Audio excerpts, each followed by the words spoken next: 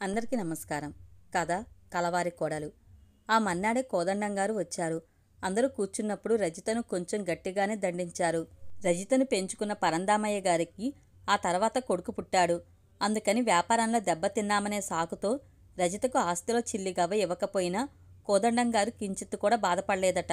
కానీ ఇప్పుడు పిల్లను గారాబంగా పెంచారే గాని కొంచెమైనా క్రమశిక్షణ అలవర్చకుండా పెద్దలతో ఎలా మాట్లాడాలనే మాట తీరును వినయాన్ని నేర్పించినందుకు చాలా బాధగా ఉందన్నారు. ఇప్పుడైనా గట్టిగా మందలిస్తూ రజితను దారిలో పెట్టాల్సిన బాధ్యత అత్తయ్యదేనంటూ నన్ను చూసైనా ప్రవర్తన సరిదిద్దుకోమని రజితకు సలహా ఇచ్చారు. ఆశ్చర్యంగా రజిత కోపం తెచ్చుకోకుండా ప్రశంసా వాక్యాల్ని వింటున్నట్లుగా ముసిముసిగా నవ్వుకుంటూ ఎటో చూస్తూ కూర్చుంది. కోదండంగారు రజితను నిజంగానే కోపడుతున్నారో లౌక్యాన్ని చూపిస్తున్నారో అర్థం కాలేదు. చివరగా ఆయన, మేనకొడలివి, నీకు అన్యాయం జరిగితే మీ అత్తయ్య ఊరుకుంటుందా? అన్నీ మీ అత్తగారికే వదిలేసి నువ్వు నిశ్చింతగా ఉండు, అనవసర విషయాలు నీకెందుకు అని రజితకు చెప్పారు. అత్తయ్య ఏం మాట్లాడకుండా నిశ్చలంగా ఉన్నారు. చిన్నత్తయ్య మాత్రం మెల్లగా, ఇప్పుడు అన్యాయం ఏం జరిగింది? పండు పాలల్లో పడ్డట్టుగా ఉంది గాని గొనుక్కున్నారు. ముందు రోజు రజిత అన్యాయం జరిగిందన్నట్లుగా మాట్లాడింది. ఇప్పుడు కోదండంగారి అభిప్రాయం అలాగే ఉంది. అన్యాయం ఏమిటో మరి, ఈ విషయం కూడా తర్వాతనే నాకు అర్థమైంది. ప్రోగ్రాం ప్రకారం విష్ణు సింగపూర్ వెళ్లారు. అక్కడి నుండి అవసరమైతే చికాగో కూడా వెళ్లాల్సి ఉంటుంది. ఎన్ని రోజులు ఉండాల్సి వస్తుందనేది తెలియదు. విష్ణు వెళ్లిన మన్నాడే కృష్ణప్రసాద్, కోదండంగారు బెంగళూరు వెళ్లారు. కోదండంగారికి తెలిసిన వాళ్లెవరో అక్కడ హాస్పిటల్ బ్రహ్మాండంగా కట్టారట. కోదండంగారు పనిమీద వెళ్తూ కృష్ణప్రసాద్ ఆ హాస్పిటల్ చూడ్డం ప్రయోజనకరంగా ఉంటుందని అతన్ని ప్రయాణానికి ఒప్పించారు. శంకరం వచ్చాడు. వాళ్ళ స్కూలు యానివర్సరీ ఫంక్షన్ ప్రోగ్రామ్స్లో తన స్వామి వివేకానంద ఏకపాత్రాభినయం చేస్తున్నానని మమ్మల్ని రమ్మని పిలిచాడు. నీరజ ఎగ్జామ్స్ ఏవో ఉన్నాయంది. రజిత తనకి ఏదో పని ఉందని చెప్పింది. శంకరం వెనక నిలబడి బాబాయ్ బోర్ అన్నట్లుగా యాక్షన్ చేసింది. ఈ మధ్య రజిత ప్రవర్తనలో మాట తీరులో చాలా తేడా కనిపిస్తుంది. అందర్నీ చిన్న చూపుతో విమర్శించడం, చిన్న విషయాలకే కోపం తెచ్చుకోవటం అవేమీ లేవు. ఎందువలన వచ్చినా గానీ ఆ మార్పు అందరికీ ఆనందంగానే ఉంది. నేను తప్పకుండా వస్తానని చెప్పాను. నా దగ్గరున్న వివేకానంద ఉపన్యాసాలు, జీవిత చరిత్ర పుస్తకాలు శంకరం ఒకసారి చూశాడు. వివేకానందుని పట్ల నాకున్న ఆరాధన తెలిసే పిలిచాడని అనుకున్నాను. ప్రోగ్రాం బాగా జరిగింది. వివేకానందలా శంకరం వేషధారణ, ఉపన్యాసం ఇచ్చిన విధానం అన్నీ చాలా బాగున్నాయి. ఇంటికి వచ్చేసరికి రాత్రి 10 గంటలవుతుంది. కారు దిగి డ్రైవర్ని వెళ్ళిపోమని చెప్పాను. హాల్లోకి అడుగు పెట్టబోతూ ఆగు, ఆగక్కడ. ఆ గర్జన విని ఉలిక్కిపడ్డాను. ఎవరలా అరిచింది?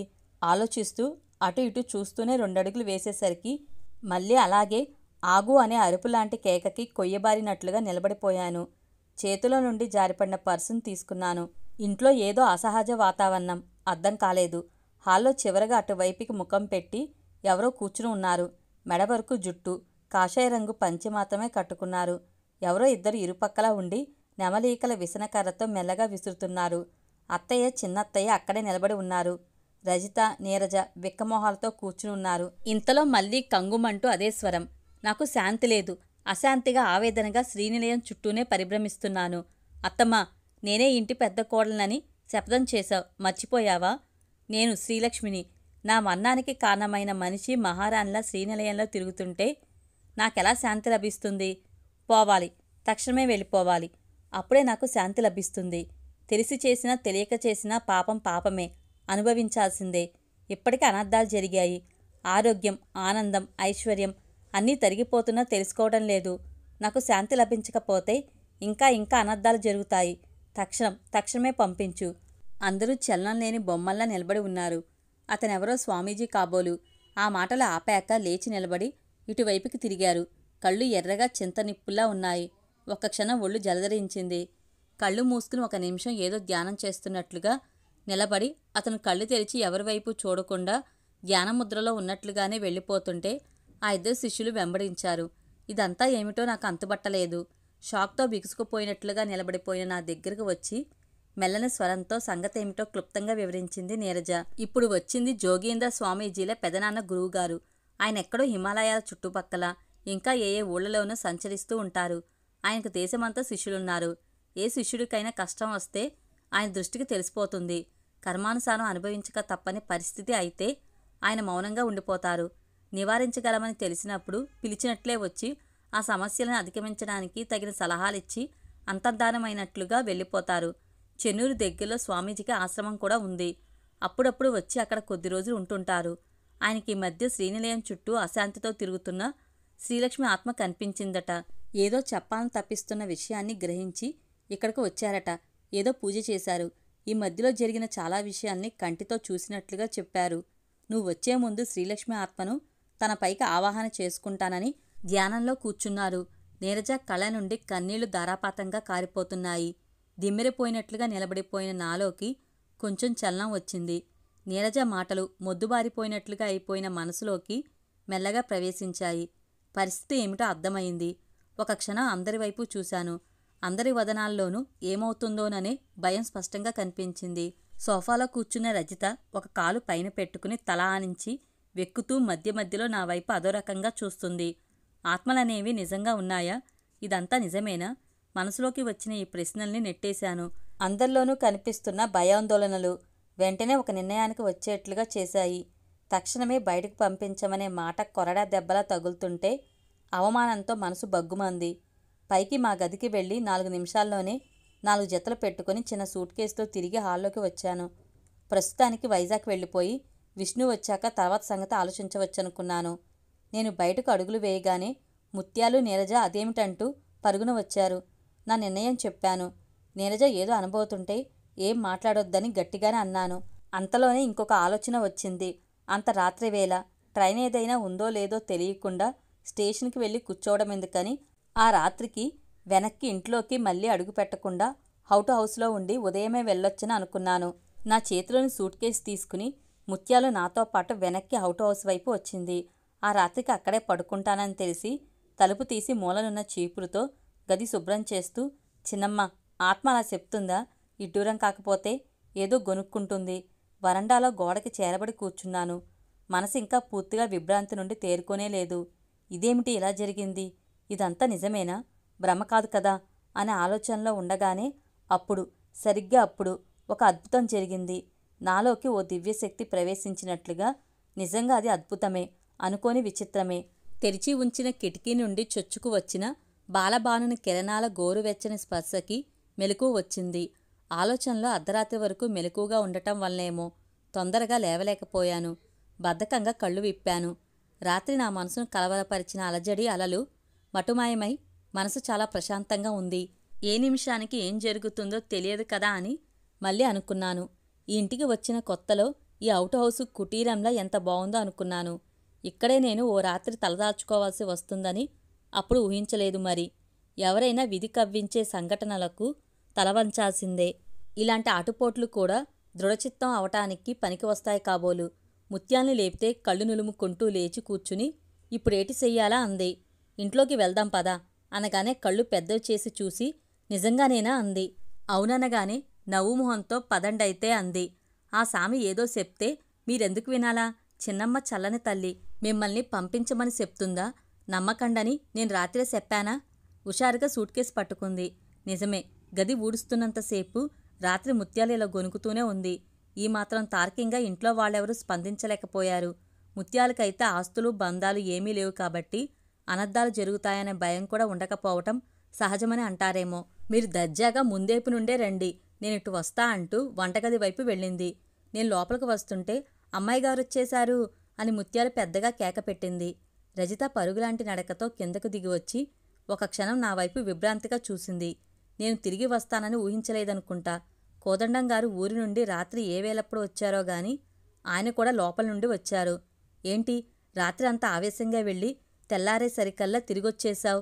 నేను అనుకుంటూనే ఉన్నాను తిరిగొస్తావని. అత్తవాళ్లే ఏదో జరిగిపోయినట్లు నువ్వు నిజంగానే వెళ్ళిపోయావనుకుని ఒకటే బాధపడిపోయారు. అవునులే, నీకు మాత్రం ఇలాంటి ఇంటిని వదిలి వెళ్లాలంటే కష్టంగానే ఉంటుంది.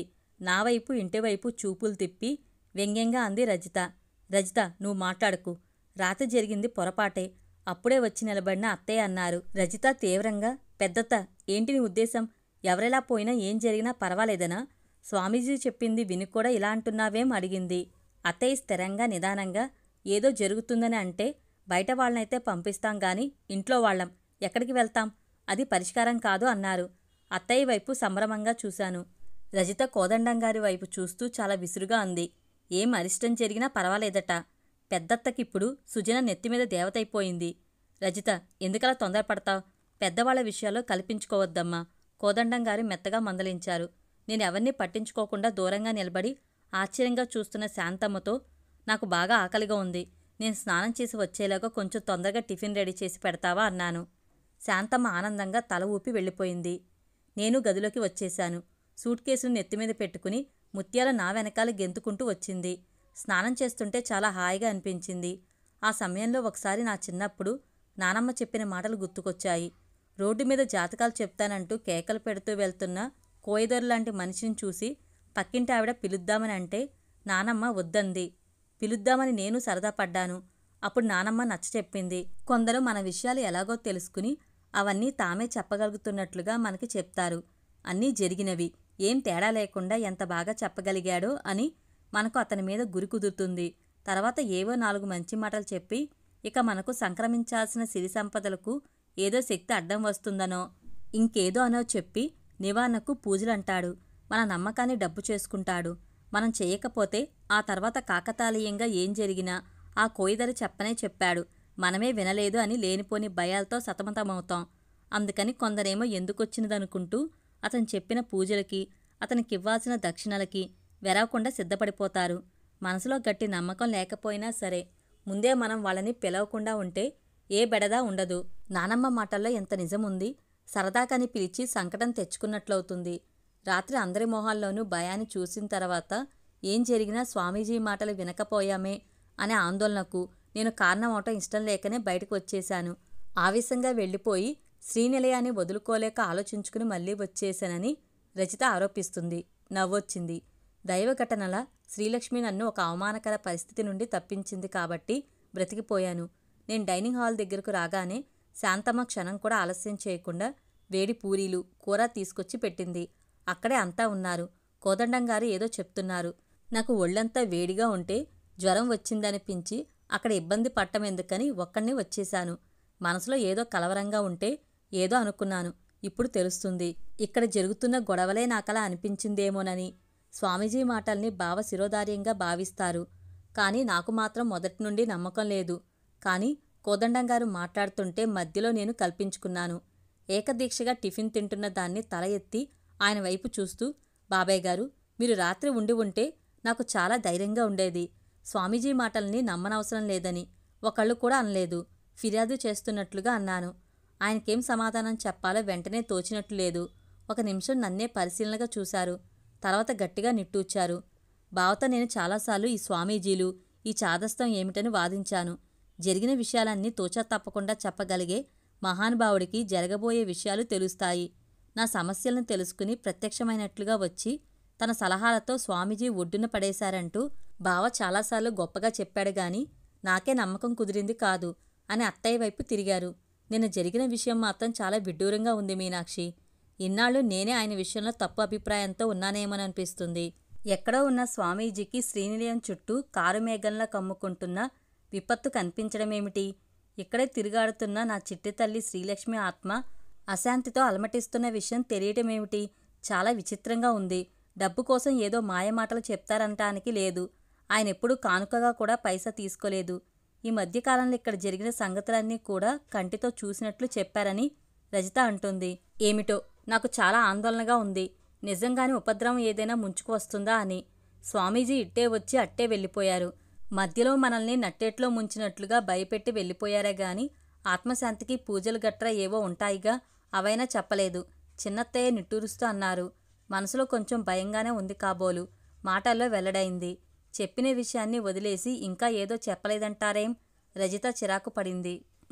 అలా కాదు. కష్టమో నష్టమో కుటుంబం ఎదుర్కోవాల్సిందే.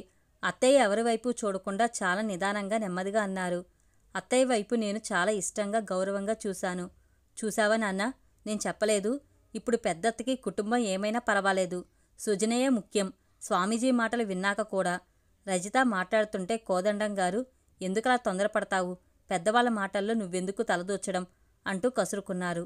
అత్తయ్యతో, మీనాక్షి, పెద్దదానివి, కుటుంబం మంచి చెడ్డల గురించి ఆలోచించాల్సిన బాధ్యత నీదే. నాకు స్వామీజీ మాటల గురించి నిజం చెప్పాలంటే ఆందోళనగానే ఉంది.